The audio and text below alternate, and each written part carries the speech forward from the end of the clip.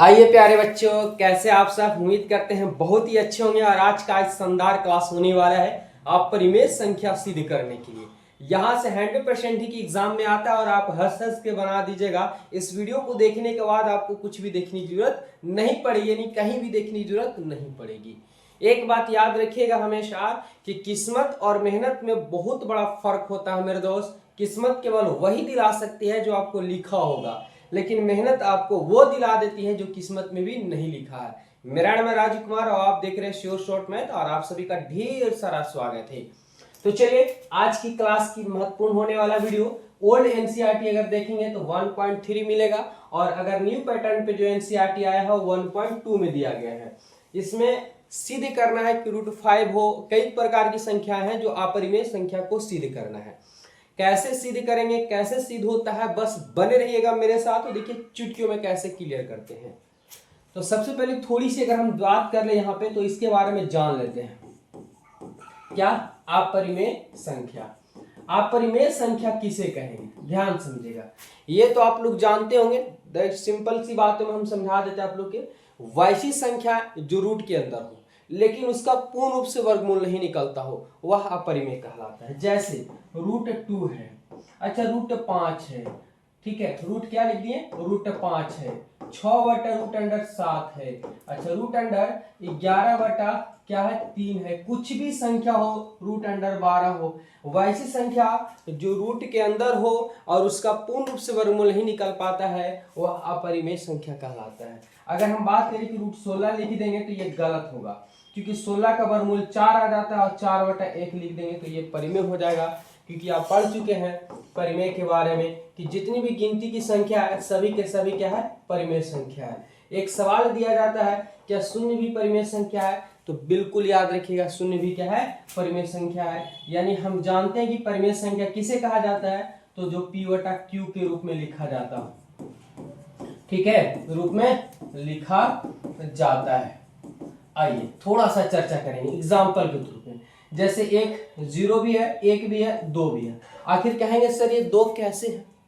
तो याद रखेंगे प्यारे विद्यार्थी कि 2 है, किसी भी संख्या के नीचे 1 छुपा रहता है और ये P/Q के रूप में लिखा जा सकता है, इसलिए परिमेय संख्या है।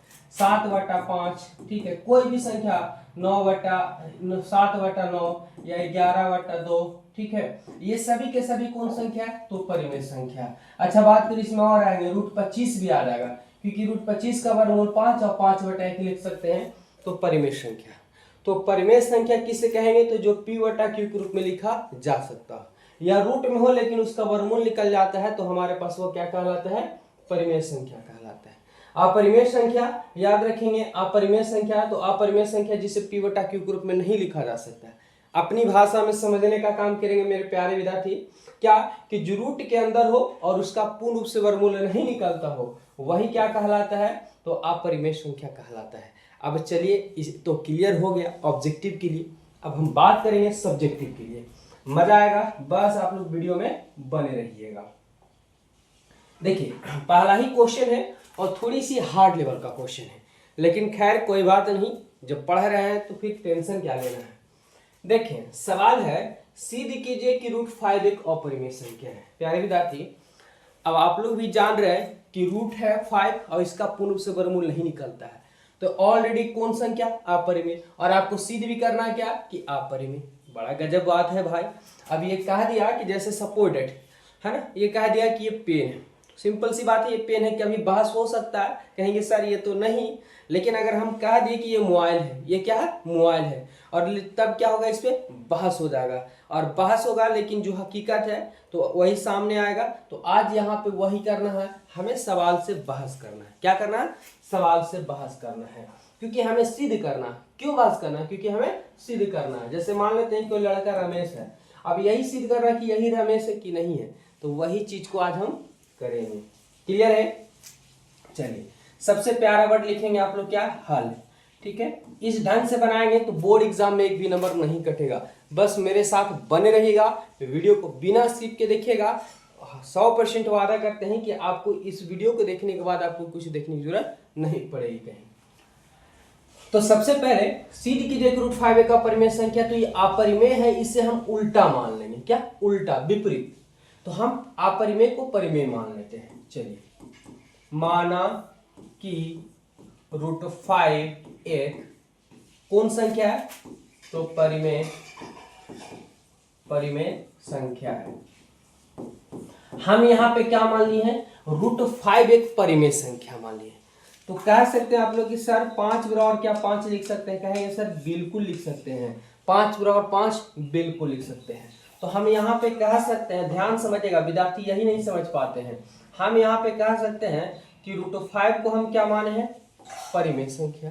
अच्छा, लेकिन हम फॉर्मूला जो आपको लिखाए हैं कि परिमेय संख्या किसे कहा जाता है, तो कहेगा सर परिमेय संख्या जो P/Q के रूप में हो, तो ये भी परिमेय और ये भी परिमेय, यानी जैसे 5 बराबर 5 आया तो उसी प्रकार से परिमेय बराबर परिमेय लिखा जा सकता है।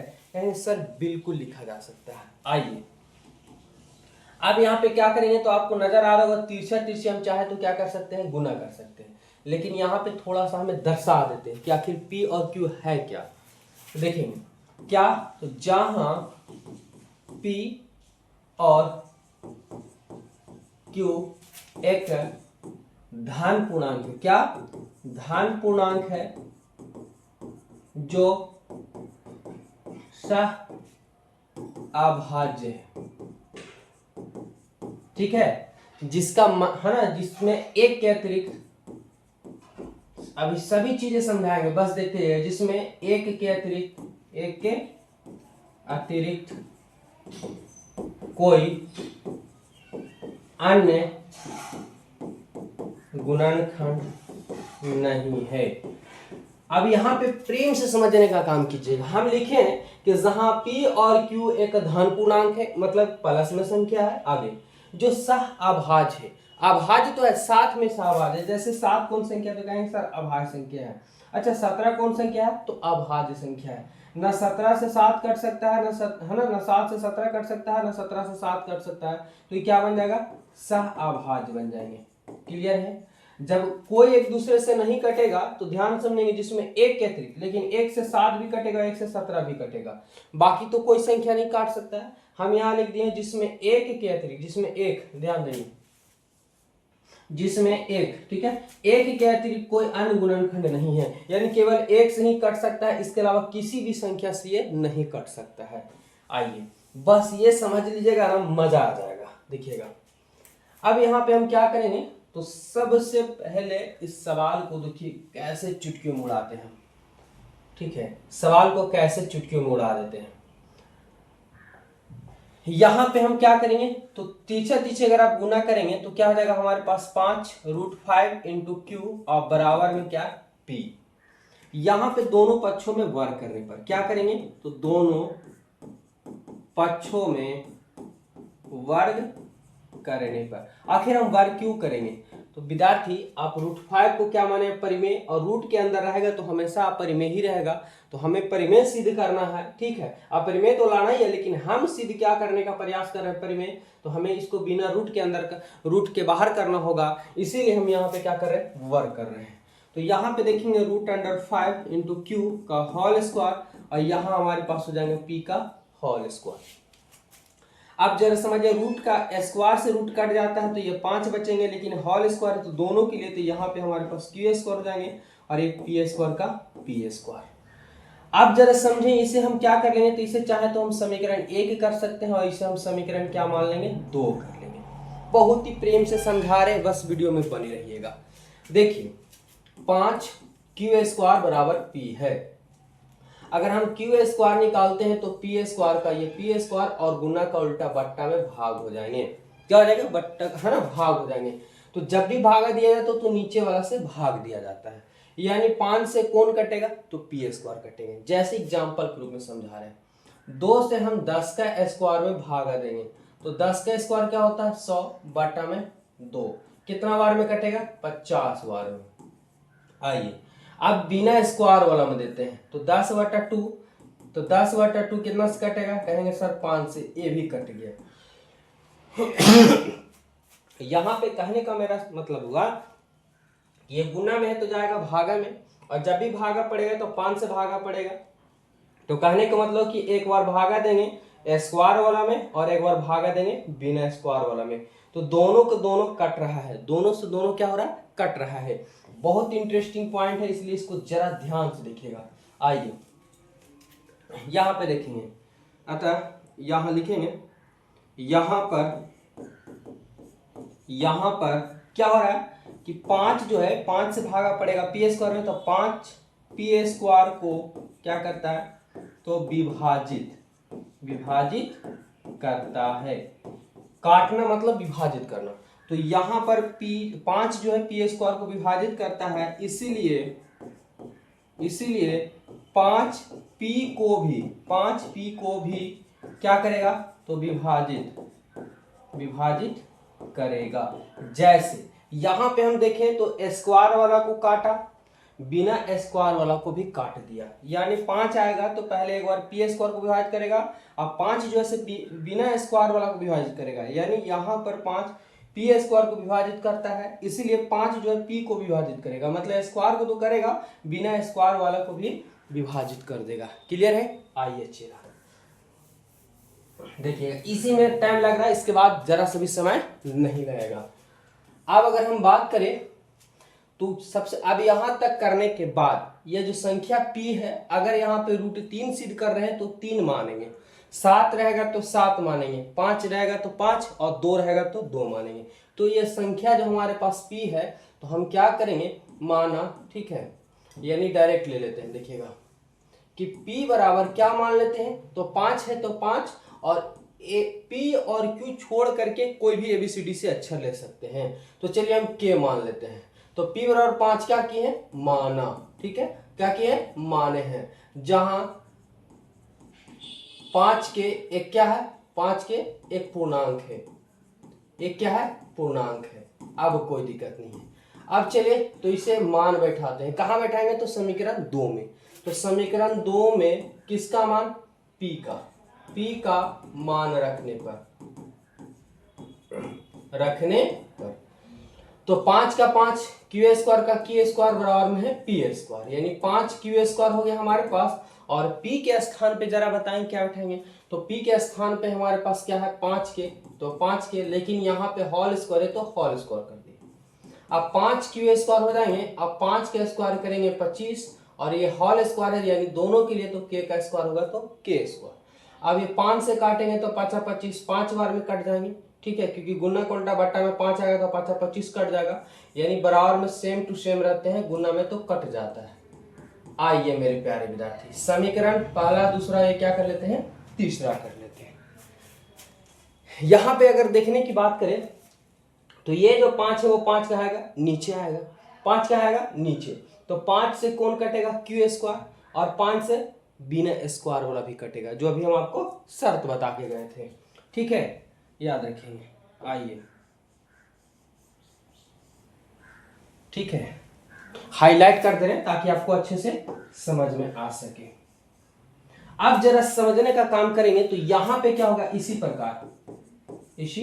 प्रकार यहां पर ध्यान समझेंगे, यहां पर कौन, तो 5 जो है से क्यू स्क्वायर को विभाजित करेगा, 5 क्यू स्क्वायर को विभाजित करता है, इसीलिए 5 जो है किसको काटेगा, तो स्क्वायर वाला को एक बार में काटेगा और एक बार में बिना स्क्वायर वाला को। तो यहां इसी प्रकार यहां पर 5 क्यू स्क्वायर विभाजित करता है, इसीलिए 5 क्यू को भी विभाजित करेगा। आइए, हमारे पास कंप्लीट हो गया। अब पॉइंट को समझने का काम करेंगे मेरे प्यारे विद्यार्थी। हम कह चुके हैं कि p और q जो है धन पूर्णांक है, सह अभाज्य है, और अभाज्य संख्या का मासा केवल कितना होता है, 1 होता है। तो सह अभाज्य है जिसमें 1 के अतिरिक्त कोई अन्य गुणनखंड नहीं है, यानी और किसी से भी वो नहीं कट सकता है। जब इसे हम सोल्व किए तो यहाँ पे हम लोग देख लिए कि 5 जो है पी स्क्वायर को काट रहा है, तो 5 किसको काट रहा है, p को भी काट रहा है। लेकिन जब समीकरण सवाल अगला सोल्व किए तो यहाँ पे हम देख लिए कि 5 जो है किसको बांट रहा है, तो 5 क्यू स्क्वायर को काट रहा है, और 5 जो है क्यू को भी काट रहा है। अब ये तो हो गया ना, बीच में 5 आ गया, 5 क्यू को भी काट दे रहा है और 5 पी को भी काट दे रहा है, यानी 5 बीच में है, तो यानी कॉमन है, और कॉमन है जो दोनों को काट दे रहा है, तो कहने का मतलब हुआ कि 5 जो है इन दोनों का मासा P और Q का अगर मासा की बात करें तो 5 होगा। जैसे देखिए 6 और 9 है, तो 3 ऐसी संख्या है जो 3 6 को भी काट देता है और 9 को भी काट देता है, यानी इनकी मासा की हम बात करें तो मासा कितना हो जाएगा, 3 हो जाएगा। हम कह दें कि सह अभाज्य है यानी इसका मासा केवल 1 होता है, लेकिन यहाँ 5 P को भी काट दे रहा है और 5 Q को भी काट दे रहा है, यानी दोनों में 5 मिल जा रहा है। P और Q में दोनों में 5 है, यानी 5 P को भी काट रहा है और 5 Q को भी काट रहा है, तो इन दोनों का मासा कितना होगा, 5। लेकिन हमारे शर्त के अनुसार जो होगा, एक के अतिरिक्त कोई गुणनखंड नहीं होना चाहिए, एक के अतिरिक्त किसी से भी नहीं कटना चाहिए, लेकिन यहाँ दोनों किससे कट रहा है, 5 से कट रहा है, यानी हमारी मान्यता क्या है, उल्टा है, विरोधाभास है या नहीं हो सकता है, और यह अपरिमेय संख्या है। आइए लिख देते हैं प्यारा सा। अब चलेंगे तो देखें क्या लिखेंगे, थोड़ा इसे हम छोटा करते हैं, ठीक है। बने रहेंगे आप लोग वीडियो में, घबराने की जरूरत नहीं है, देखिएगा।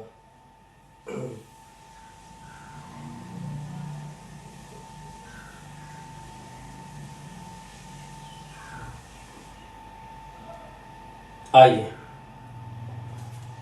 क्या लिखेंगे, तो समीकरण 2 और 3 से, किससे, समीकरण 2 से और 3 से, है ना, पता चलता है कि 5 1, है ना, पता चलता है कि एक के अतिरिक्त अन्य गुणनखंड 5 है। जो क्या पता चला हमें, समीकरण 2 से और 3 से यह पता चलता है ना, पता चलता है, ध्यान थोड़ा सा राइटिंग लिख दे रहे हैं, पता चलता है कि एक के अतिरिक्त अन्य गुणनखंड 5 है। हम कह दें कि अन्य गुणनखंड कोई नहीं हो सकता है, लेकिन 2 और 3 से पता चल रहा है कि एक के अतिरिक्त अन्य गुणनखंड 5 है, जो हमारी मान्यता के विरुद्ध है, जो हमारी मान्यता के विरुद्ध है ना, विरुद्ध है, यह विरोधाभास प्राप्त होता है। या क्या प्राप्त हो रहा है, विरोधाभास प्राप्त हो रहा है, यानी उल्टा प्राप्त हो रहा है। इसीलिए, है ना, इसीलिए √5 एक क्या हो जाएगा, इसलिए √5 एक अपरिमेय संख्या है, अपरिमेय संख्या है। और ये आपका आंसर कंप्लीट हो गया। चलिए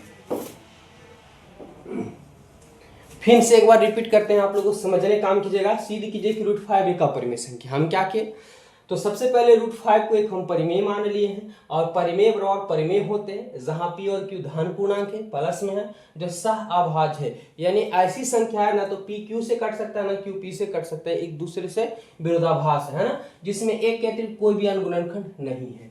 अब यहाँ पे तीसरा गुना किए तो √5 × Q, अब इधर P का P आ गया, दोनों पक्षों में वर्ग किए तो स्क्वायर से रूट कट गया हमारे पास, और ये Q का स्क्वायर हो गया, हमारे पास P स्क्वायर हो गया। अब जरा समझने काम करें कि जो गुना में है जब भी जाएगा तो भागा में जाएगा, यानी 5 से P स्क्वायर कटेगा तो 5 से P भी कटेगा, यानी स्क्वायर वाला भी कटेगा तो बिना स्क्वायर वाला भी कटेगा। तो यहाँ पर 5 P स्क्वायर को विभाजित करता है, इसलिए 5 P को भी विभाजित करेगा।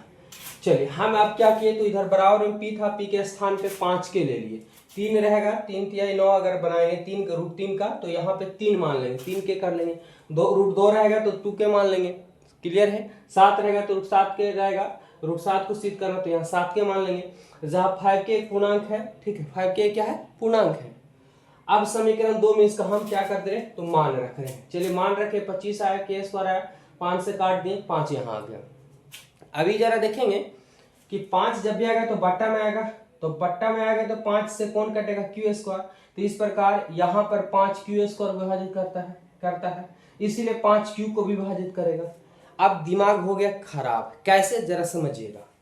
हम कहें कि एक के अतिरिक्त कोई कटेगा ही नहीं, अब 5 जो है यहाँ P को काट दे रहा है और यहाँ पे किसको काट दे रहा है, तो Q को भी काट दे रहा है, ठीक है। अब P और Q में दोनों में देख रहे हैं कि 5 ऐसा है जो P को भी काट दे रहा है, Q को भी काट दे रहा है, यानी इसका मासा 1 के अतिरिक्त हो जाएंगे, ठीक है, 5 हो जाएगा। हम कह रहे हैं कि 1 होगा, तो समीकरण 2 और 3 से यह पता चलता है कि 1 के अतिरिक्त अन्य गुणनखंड 5 है, जो हमारी मान्यता के विरुद्ध है, हमारी मान्यता के विरुद्ध है। हम कह रहे हैं कि कोई भी गुणनखंड हो ही नहीं सकता, लेकिन यहाँ हो गया है √5, अच्छा सॉरी 5 हो गया, अतः यह विरोधाभास प्राप्त होता है, इसलिए √5 कौन संख्या है, तो अपरिमेय संख्या है। क्लियर है? आइए, उम्मीद है कि बहुत ही अच्छे से आपको ये सवाल समझ में आया होगा, इसके बाद आपको कहीं झंझट नहीं होगी। अगले सवाल की ओर चलते हैं, वीडियो में बने रहेगा, वन शॉट में क्लियर करते हैं आज। आइए सवाल नंबर 2 देखते हैं, और इस सवाल को इतना आसानी से बताएंगे कि सीधा आपका माइंड में जाएगा, बहुत ही प्यारा तरीका से। चलिए बस बिना स्किप के ही बने रहिएगा। देखिएगा दिया है हमारे पास कि सीधी कीजिए कि 3 + 2√5 एक अपरिमेय संख्या है। ऐसे सवालों को चुटकियों में बनाने के लिए सिखाएंगे। तो जब भी आपके सवाल में बीच में प्लस हो या माइनस हो या गुना हो या भाग हो, ध्यान समझने का काम करेंगे। चाहे बट्टा में रूट हो या ऊपर हो या बीच में प्लस या माइनस हो, ऐसी स्थिति वाले सिद्ध करने वाले सवालों को यूं ही चुटकियों में क्लियर करेंगे और आपको सीधा माइंड में जाएगा। आइए तो सबसे पहले प्यारा वर्ड लिखेंगे क्या हल, और हम इसे क्या करेंगे, तो अभी आप जान चुके हैं कि इसे सबसे पहले हमें सवाल से बहस करना है, यानी हमें विपरीत लेकर चलना है, क्योंकि हमें सिद्ध करना है।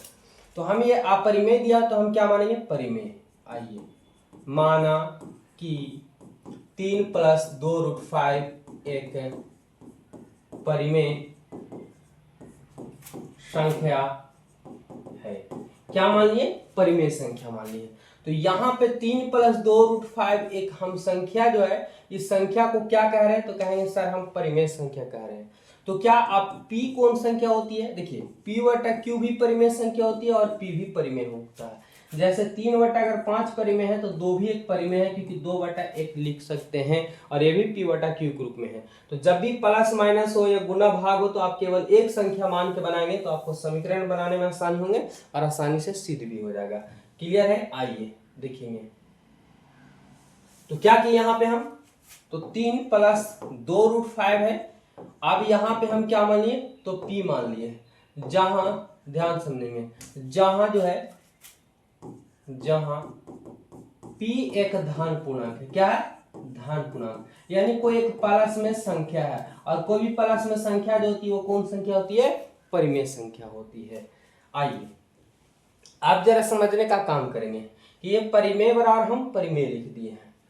यहाँ पे देख रहे हैं कि √3 जो है परिमेय है, 2 भी परिमेय है और p भी परिमेय है। तो परिमेय को सब एक तरफ कर लेते हैं और अपरिमेय को अलग छाड़ देते हैं। तो ये आपको गुना भाग तो आता ही होगा मेरे प्यारे विद्यार्थी। आइए गुना भाग करते हैं।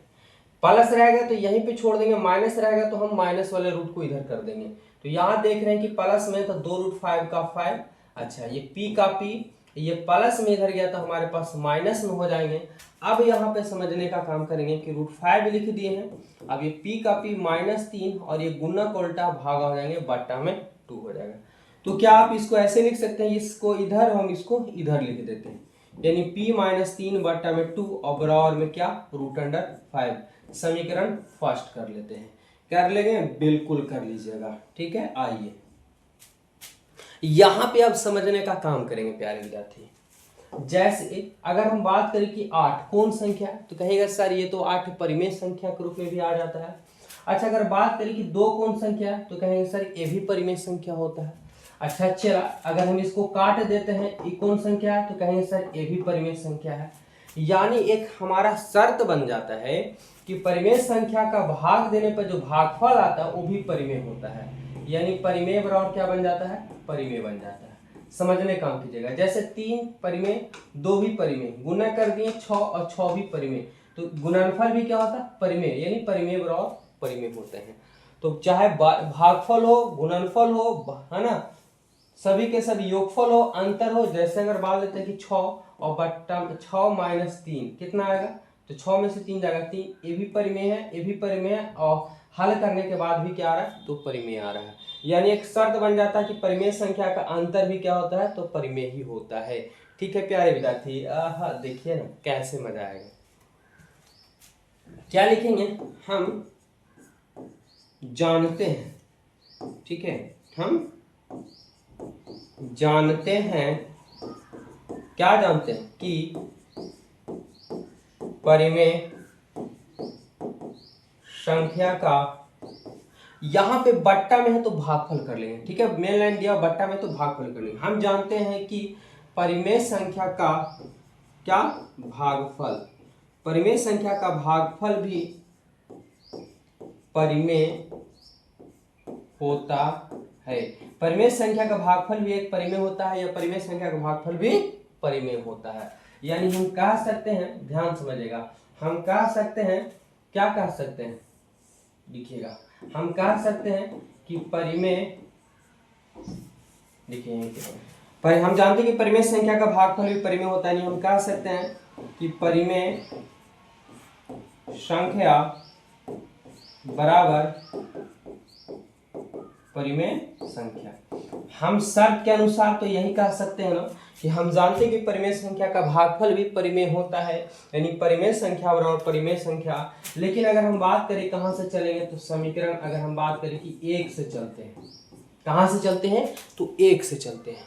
जब एक से चले तो समीकरण एक में यह हमारे पास कौन संख्या होगा, तो कहेंगे सर ये तो परिमेय संख्या है। कौन संख्या है, तो परिमेय संख्या है। अच्छा, लेकिन अगर हम बात करें बराबर में ये कौन संख्या, तो कहेंगे सर ये √5 है और इसका वर्गमूल नहीं निकलेगा, इसलिए कौन संख्या हो गया, अपरिमेय संख्या हो गया। ठीक है, अपरिमेय संख्या हो गया। अभी हम शर्त के अनुसार क्या पढ़ के गए हैं कि परिमेय संख्या का भागफल भी परिमेय होता है, यानी परिमेय संख्या बराबर परिमेय संख्या ही होगी। लेकिन समीकरण एक हमारा कह रहा है कि नहीं, परिमेय संख्या बराबर कौन संख्या, अपरिमेय, यानी इसको हम नोट इक्वल कर देंगे। क्या कर देंगे, नोट इक्वल कर देंगे। ध्यान समझिएगा, नोट इक्वल कर दी, यानी बराबर कभी भी नहीं हो सकता है। अब यहाँ पे लिख देंगे, अतः यह लिखा नहीं जा सकता है, जा सकता है, क्या लिखा जा सकता है, नहीं लिखा जा सकता है। अतः यह लिखा नहीं जा सकता है ना, हमारी मान्यता, यह लिखा नहीं जा सकता हमारी है ना, यह लिखा नहीं जा सकता है ना, यह लिखा नहीं जा सकती है हमारी मान्यता के विरुद्ध, हमारी मान्यता के विरुद्ध है, इसलिए हमारी मान्यता के विरुद्ध है, इसलिए कौन संख्या है, तो 3 + 2√5 एक अपरिमेय संख्या है, अपरिमेय संख्या है। और ये हमारे पास क्या हो गया, तो प्रूफ हो गया। उम्मीद है प्यारे विद्यार्थी कि आपको अच्छे से समझ में आया होगा। सवाल था कि 3 + 2√5 एक अपरिमेय संख्या है, तो हम क्या किए, इसे परिमेय मान लिए, परिमेय बराबर परिमेय। इस रूट वाले को यहीं पे रख दिए, प्लस इधर माइनस में गया, गुना का उल्टा भाग में चला गया। इसको हम ये सेट कर लिए हैं और इसको ये सेट, बिल्कुल आप लिख सकते हैं ऐसे। लेकिन आप जानिए कि बट्टा में आएगा तो भागफल, हम शर्त लिख देंगे यहाँ पे, जब भी आएगा अगर प्लस आएगा तो सिर्फ लिखना परिमेय संख्या का योगफल भी परिमेय होता है, बट्टा आएगा तो भागफल है ना, माइनस आएगा तो अंतर। तो हम जानते हैं कि परिमेय संख्या का भागफल भी परिमेय होता है, यानी कह देंगे कि परिमेय बराबर क्या होता है, परिमेय होते हैं। लेकिन समीकरण एक से जब हम चलते हैं तो परिमेय बराबर हमारे पास क्या आता है, अपरिमेय आता है। अतः यह लिखा नहीं जा सकती है, कभी लिखा ही नहीं जा सकता है ना, हमारी मान्यता के विरुद्ध है, यानी हमारी मान्यता गलत है। ठीक है, हमारी मान्यता के विरुद्ध है, इसलिए 3 + 2√5 कौन संख्या होंगी, अपरिमेय संख्या है। और ये आपका सिद्ध हो गया और एग्जाम में 100% है कि आपका ये आएगा ही आएगा। तो सभी के सभी इंपॉर्टेंट क्वेश्चन है, याद रखेंगे, इसको स्क्रीनशॉट ले लीजिए आप लोग। ठीक है, प्यारा सा स्क्रीनशॉट ले लीजिए और बना लीजिएगा। चलिए अगले सवाल की ओर चलते हैं। आइए, सवाल क्या कर हमारे पास कि सिद्ध कीजिए कि निम्नलिखित संख्याएं अपरिमेय हैं। इसमें अंतर्गत 3 क्वेश्चन हैं और देखिए कैसे चुटकियों में हम क्लियर करते हैं। आइए प्यारे विद्यार्थी, तो क्या करेंगे यहाँ पे, सबसे पहले मान आएंगे, है ना, देखेंगे सबसे पहले क्या करेंगे, मान लेंगे, हल। माना कि 1/√2 एक परिमेय संख्या है। चाहे तो आप p/q भी मान सकते हैं या केवल जो है आप p मान सकते हैं। चलिए इसमें डबल मान लेते हैं क्योंकि आपको सिंगल ही नजर आ रहा होगा। तो यहाँ पे हम कह सकते हैं कि परिमेय बराबर परिमेय, यानी 1/√2 को हम क्या मान लिए, परिमेय। और हम जानते हैं कि p/q क्या होता है, वो परिमेय, जहां p और q क्या है, p और q धन पूर्णांक है, धन पूर्णांक है। आइए अब अगर बात करें कि तीसरा तीसरी हम गुना करते हैं, तीसरा तीसरी क्या करते हैं, गुना करते हैं, तो देखेंगे यहाँ पे अगर बात करें हम तो इधर क्या होगा, √2 गुने पी करेंगे तो √2 हो जाएंगे। अच्छा क्यू गुने करेंगे तो क्यू हमारे पास हो जाएंगे, यहाँ से √2 गुने पी करेंगे तो रूट अंडर क्या हो जाएंगे, पी हो जाएगा। अब जरा समझिएगा कि ये क्यू का क्यू और ये गुना का उल्टा बट्टा में हो जाएंगे पी, बराबर में √2। ये हम क्या कर लेते हैं, तो समीकरण 1 मान लेते हैं। ये हमारे पास आ गया समीकरण 1। P वटा Q है लेकिन यहाँ पे Q वटा P है। जैसे 3/5 एक परिमेय संख्या है तो 5/3 भी कौन संख्या है, वो परिमेय ही संख्या है प्यारे विद्यार्थी। क्लियर है, कोई दिक्कत नहीं हो रही होगी। आइए, मजा आ रहा ना, सभी को आएगा समझ में। तो यहाँ पे हम तीसरा तीसरी गुना हुआ, √2 गुने देखेंगे, Q गुने किए तो Q और √2 गुने P किए तो √2P हो गए। यहाँ से P गुना में गुना को उल्टा भागा में चला गया, रूट को अलग छाड़ दिए। यहाँ पे Q वटा P आ गया, और ये भी जानते हैं कि Q वटा P वटा Q तो परिमेय होता है, लेकिन अगर Q वटा P भी करेंगे ये भी परिमेय होता है। लेकिन यहाँ बट्टा में है तो भागफल लिखागा। क्या लिखागा, भागफल। क्या लिखेंगे, हम जानते हैं कि परिमेय संख्या का क्या है, तो बट्टा है यानी भागफल। भागफल भी परिमेय संख्या होती है। परिमेय संख्या का भागफल भी क्या होती है, तो परिमेय संख्या होती है। राइटिंग थोड़ा सा हम सुधारने का प्रयास करते हैं, लपेट देते हैं, अच्छा नहीं है।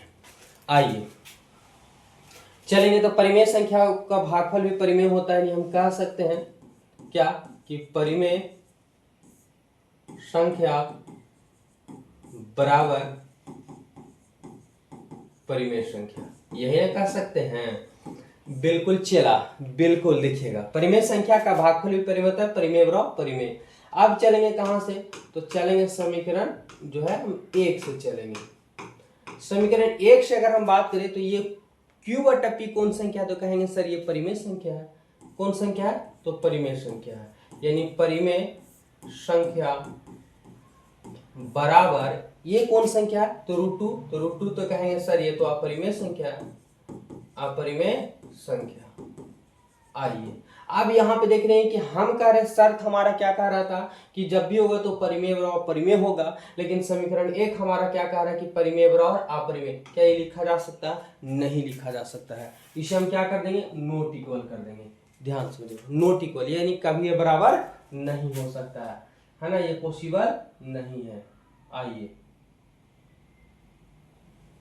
परिमेय बराबर परिमेय नॉट इक्वल हो गया, यानी बराबर नहीं हो सकता है। तो यहाँ पे क्या लिखेंगे, अतः यह लिखा, यही बात बार बार आपको लिखना, अतः यह लिखा नहीं जा सकता है ना, अतः यह लिखा नहीं जा सकता। हमारी मान्यता गलत है, हमारी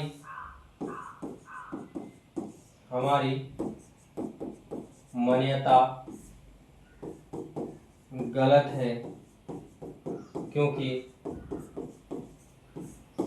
क्योंकि विरोधाभास यानी उल्टा विरोधाभास प्राप्त है ना, विरोधाभास प्राप्त होता है। इसीलिए कौन सा संख्या हमारे पास, इसीलिए 1/√2 एक कौन संख्या है, तो अपरिमेय संख्या है। आइए, और ये आपका क्या हो गया, प्रूव्ड हो गया। क्लियर है, कहेंगे सर बहुत ही अच्छे से आपको समझ में आ गया होगा। उम्मीद कर रहे हैं कि 1/√2 एक परिमेय संख्या मान लिए, तो परिमेय बराबर क्या कर लिए, परिमेय। अच्छा, तीसरा चीज गुना किया, हमारे पास ये आ गया। आप देख लीजिए P वटा Q ना देकर के Q वटा P हो गया, जैसे भी आपको बताए थे 3/5 और 5/3 के रूप में। तो हम जानते कि परिमेय संख्या का भागफल भी परिमेय होता है, यानी परिमेय बराबर परिमेय। लेकिन समीकरण 1 हमारा कह रहा है कि नहीं, परिमेय बराबर क्या होता है, अपरिमेय। अतः ये लिखा ही नहीं जा सकता, नॉट इक्वल, बराबर कभी हो ही नहीं सकता है। अरे 5 रुपया किसी को देंगे तो 10 वाला आपको बिस्कुट नहीं देगा, 5 रुपये देंगे तो 5 वाला ही बिस्कुट देगा, सिंपल सी बात है। तो परिमेय बराबर परिमेय नहीं होगा, तो अतः यह लिखा नहीं जा सकता। हमारी मान्यता है ना, हमारी मान्यता गलत है, क्योंकि यह विरोधाभास प्राप्त होता है। इसलिए √5 एक कौन संख्या है, तो अपरिमेय संख्या है। क्लियर है। आइए तो इसे एक प्यारा सा स्क्रीनशॉट लीजिए और बनाइए और चलते हैं अगले सवाल की ओर। मजा आने वाला है सभी के सभी। देखिएगा यहाँ पे क्या हो जाएंगे, तो फिर से वही सवाल है हमारे पास। सबसे पहले लिखेंगे हल। माना कि 7√5 एक कौन संख्या मानेंगे, तो परिमेय संख्या है। हम क्या मान लिए हैं, तो परिमेय संख्या मान लिए हैं।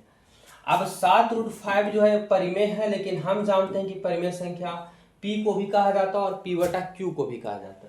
तो यहाँ पे चाहे तो p बटा q भी मान सकते हैं या p भी मान सकते हैं, क्योंकि यहाँ पे गुणा में है तो एक संख्या मानेंगे, प्लस है तो भी एक संख्या मानेंगे, माइनस है तो भी एक संख्या मानेंगे, भाग रहेगा तो भी एक संख्या मान के बनाएंगे, तो बहुत ही आसानी से बनेंगे और गलत भी नहीं होगा। ठीक है, 100% है, गलत भी नहीं होगा, क्योंकि p भी एक परिमेय संख्या है। जहाँ p एक क्या है, तो धन पूर्णांक है। आइए यहाँ पे आपको नजर आ रहा होगा कि रूट जो है वो अपरिमेय संख्या, लेकिन 7 परिमेय है, ये भी परिमेय है, तो परिमेय को एक तरफ और अपरिमेय को एक तरफ, यही नियम है ना। तो √5 है, तो √5 को अगर हम यहाँ पे लिखते हैं तो ये p का p और ये गुना का उल्टा भागा हो जाएगा। तो क्या हम इसको ऐसे कह सकते हैं कि p बटा 7 इधर लिख दीजिए सर, और √5 जो है इधर लिख दीजिए। अरे 3x बराबर अगर 5 हो, या कह सकते हैं कि 5 बराबर 3x हो, तो हम कह सकते हैं कि 3x बराबर भी 5 होगा। अरे इसको उलट देना है, इसको क्या कर देना, उलट देना है। सिंपल सी बात है, कोई दिक्कत नहीं है इसमें। इसे चाहे तो हम समीकरण क्या कर सकते हैं, एक मान सकते हैं। ठीक है, आइए थोड़ा सा इसे दर्शा देते हैं, इसे इंडिकेट दे रहे हैं ताकि आपको समझ में, इसको ब्लैक पेन से आप ऐसा कर सकते हैं। अब जरा समझिएगा कि यहाँ पे p बटा 7 आ गया, यानी बट्टा आ गया, तो बट्टा को क्या बोलते हैं, भागफल बोलते हैं। अब जब भी भागा देंगे, जैसे 8 बटा अगर मान लेते हैं 4 है, भागा देंगे 2 आएगा, 2 बटा भी क्या होंगे 1, यानी ए भी परिमेय, तो ए भी परिमेय, यानी परिमेय संख्या का भागफल भी क्या होता है, तो परिमेय होता है मेरे लाडलो। बिल्कुल आपको समझ में आ रहा होगा। तो चलिए लिखेंगे, हम जानते हैं कि क्या जानते हैं, परिमेय संख्या का भागफल, परिमेय संख्या का भागफल भी क्या होता है, तो परिमेय होता है। हम जानते हैं कि परिमेय संख्या का भागफल भी एक परिमेय संख्या होता है या होती है।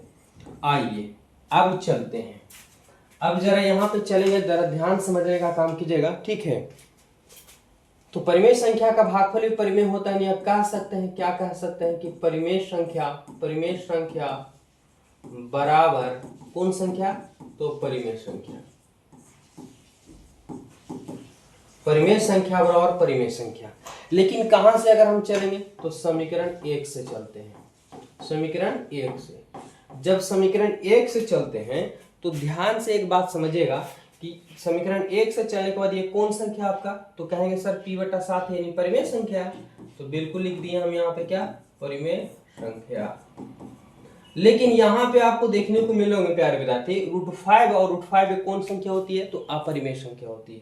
तो यहाँ पे क्या हो जाएंगे, अपरिमेय संख्या, क्या हो जाएंगे, अपरिमेय संख्या। अब समझने का काम कीजिएगा यहाँ पे मेरे लाडलो, क्या कि जब भी आप लिख सकते हैं तो 2 बराबर 2 लिख सकते हैं, कोई बात नहीं है, 2 बराबर 2 होते हैं।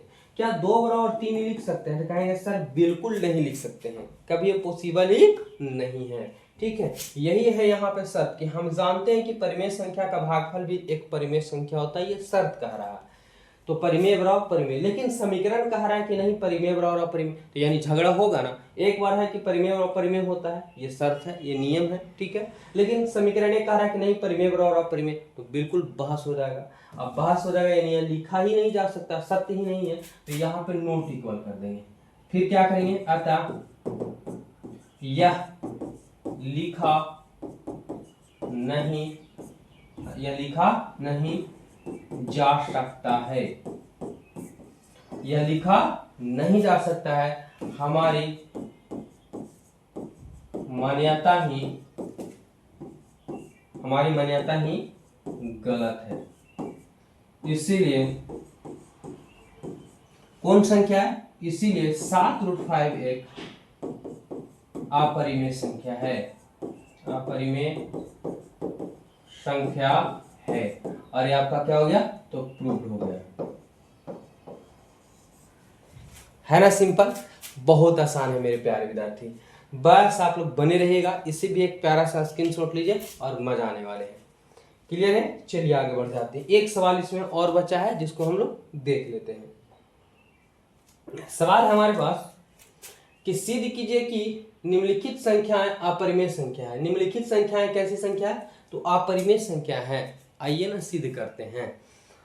यहाँ पे बीच में प्लस हो माइनस हो, सिर्फ एक संख्या मानेंगे और चुटकियों में बनाएंगे। आइए समीकरण आपको तैयार करके दिखा देते हैं, देखिएगा हल।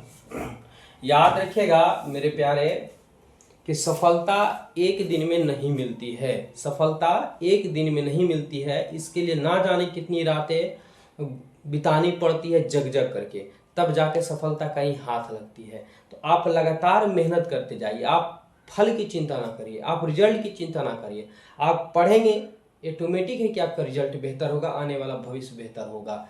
ठीक है, तो लगातार प्रयास, जैसे मैं शरीर को फिट रखने के लिए एवरीडे भोजन करना पड़ता है, यानी चार्ज करना पड़ता है, उसी प्रकार से अब जब तक रोज नहीं पढ़ेंगे तो आप कैसे मोटिवेट होंगे, कैसे आप सीखेंगे, कैसे आपके अंदर परिवर्तन होगा। तो आपको पढ़ना बहुत जरूरी है। ठीक है, एवरीडे रिवीजन करना है, क्योंकि मैथ ऐसा है ना, मैथ अगर क्लियर हो गया तो सभी सब्जेक्ट क्लियर हो जाएंगे प्यारे। आइए हल करते हैं। यहाँ पे क्या होगा, तो इससे फिर से वही बात है कि माना कि, ठीक है, माना कि 6 + √2 एक कौन संख्या मान लेंगे, तो एक परिमेय संख्या। ठीक है, परिमेय संख्या है। आइए हम यहाँ पे क्या मान लें कि 6 + √2 एक परिमेय संख्या मान लें, क्योंकि ये सवाल में कह रहा है कि अपरिमेय सिद्ध करना है, परिमेय दिया हुआ, तो हम विरोधाभास मान लिए हैं।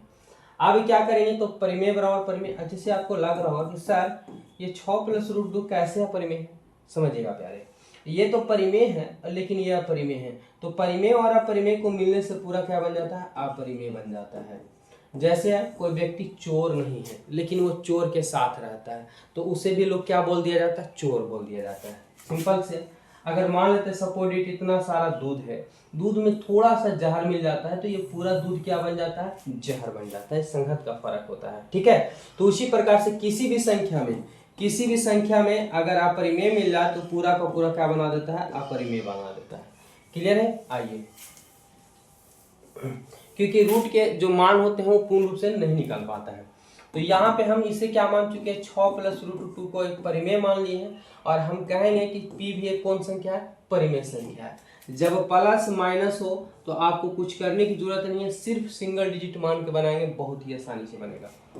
जहां p एक धन पूर्णांक है और जितने भी धन पूर्णांक होते हैं, ठीक है, ऋण पूर्णांक होते हैं, वो सब के सब क्या होते हैं, आपका परिमेय संख्या ही आते हैं। आइए देखिए, ये जो है √3 ये वास्तविक संख्या में नहीं आता है, किस में आता है, काल्पनिक में आता है। काल्पनिक संख्या जिसको आपको 11वीं क्लास में पढ़ना है। ठीक है, तो हमें यहाँ पे माइनस को नहीं ध्यान देना है। √, जैसे √-5 हो गई काल्पनिक संख्या, इसे हमें नहीं पढ़ना, हमें सिर्फ अभी परिमेय चलते हैं, वो चीज को ग्रहण करते हैं। यहाँ देखेंगे 6 है, यहाँ p है, ये भी परिमेय है, ये भी परिमेय, लेकिन यहाँ परिमेय है। अब यहाँ पे रूट है, रूट छोड़ देते हैं क्योंकि प्लस में तो यही रहने देते हैं। ये p का p और ये प्लस में इधर गया तो माइनस में हो जाएंगे, कोई दिक्कत नहीं। लेकिन अपरिमेय को हमेशा उधर कर देंगे ताकि आपको दर्शाने में आसान हो। तो इस संख्या को उठा के हम यहाँ पे लिख लेंगे p - 6 और बराबर में √2, समीकरण 1 कर लेते हैं। ठीक है, आइए समझने का काम करेंगे। अगर यहाँ पे जैसे 4 - √3 दिया रहा था सपोर्टेड, बराबर में क्या मानेंगे, p मानेंगे। ठीक, यहाँ पे 4 का 4 देखिए माइनस में, इसलिए इसको उधर कर देंगे, तो ये क्या आ जाएगा, माइनस में इधर p हो जाएंगे और ये माइनस में इधर प्लस में √3 चल जाएगा। एक बार में ये समीकरण तैयार हो गया, है ना। इजी, बहुत इजी है। फिर से वही बात है, क्योंकि शर्त आपको पता है, माइनस है, जैसे 6 - 4 करेंगे तो 2 आएगा, ए भी परिमेय, ए भी परिमेय, दोनों को घटाने के बाद ए भी परिमेय, यानी परिमेय का अंतर भी परिमेय होता है प्यारे विद्यार्थी। ठीक है, आइए क्या लिखेंगे यहाँ पे, हम जानते हैं कि परिमेय संख्या का क्या है, तो यहाँ पे माइनस है मतलब अंतर, प्लस रहेगा तो योगफल लिखना। हम जानते हैं कि परिमेय संख्या का अंतर भी क्या होते हैं, तो परिमेय है ना, परिमेय संख्या होता है। परिमेय संख्या का अंतर भी क्या होते हैं, तो परिमेय होता है। यानी हम कह सकते हैं, क्या कह सकते हैं, वही बात कहेंगे कि परिमेय संख्या बराबर परिमेय संख्या, यही ना कह सकते हैं, परिमेय बराबर परिमेय संख्या। आइए मेरे लाडलो, लेकिन अगर हम बात करें कहां से चलेंगे, तो समीकरण हम चलते हैं कहां से, एक से चलते हैं, एक से आप देखेंगे कि p माइनस 6 यानी ये भी एक परिमेय संख्या है, तो हमारे पास क्या हो जाएंगे, परिमेय संख्या। आप समझेगा कि जैसे p एक धन पूर्णांक माने, p एक क्या माने, धन पूर्णांक, तो यहाँ अगर सपोज 4 बैठाएंगे तो -4 माइनस 6 -2 बटा 1 लिख सकते हो, भी परिमेय संख्या आ जाएंगे। ठीक है, अच्छा अगर 10 बैठाते हैं तो 10 में से 6 हो जाएंगे, तो 4 भी एक परिमेय संख्या हो जाएंगे। यानी घटाने के बाद भी कौन संख्या आएगा, तो परिमेय। अभी जस्ट हम समझा के जा रहे हैं, तो परिमेय संख्या बराबर परिमेय, लेकिन समीकरण 1 से चलने के बाद ये परिमेय हो गया, लेकिन √2 कौन संख्या है प्यारे, तो कहेंगे सर ये अपरिमेय है, तो बराबर में क्या लिख देंगे, अपरिमेय संख्या। हम कह रहे हैं, सवाल कह रहा है कि नहीं परिमेय बराबर परिमेय होता है जो शर्त होते हैं, लेकिन समीकरण 1 कह रहा है कि नहीं परिमेय बराबर अपरिमेय, मतलब ये कभी हो ही नहीं सकता बराबर, नॉट इक्वल, ये बराबर नहीं हो सकता। फिर क्या लिख देंगे, अतः यह लिखा नहीं जा सकता है, यह लिखा नहीं जा सकता है।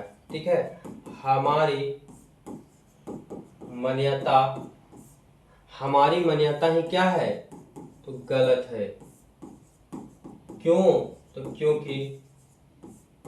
क्योंकि विरोधाभास प्राप्त होती है या होती है, इसीलिए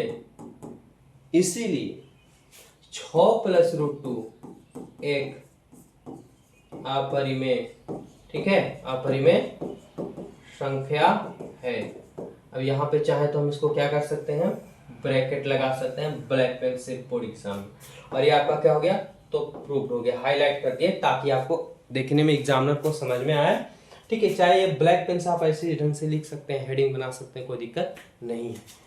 तो उम्मीद है कि बहुत ही अच्छे से आप लोग को समझ में आया होगा प्यारे विद्यार्थी, और वीडियो अच्छा लगा तो वीडियो को लाइक कीजिए और चैनल को सब्सक्राइब कर लीजिएगा। ठीक है, चैनल को सब्सक्राइब कर लीजिए। एवरीडे आपको यहाँ पे 10th क्लास के एनसीईआरटी मैथ लेकर के आ रहा है, वो भी चैप्टर बाय चैप्टर बहुत ही अच्छे से क्लियर होंगे, बोर्ड एग्जाम में 1 नंबर भी नहीं कटेगा। तो इस वीडियो में यहीं तक रहने देते हैं, मिलते हैं नेक्स्ट वीडियो लेकर के, तब तक सभी को धन्यवाद, जय हिंद।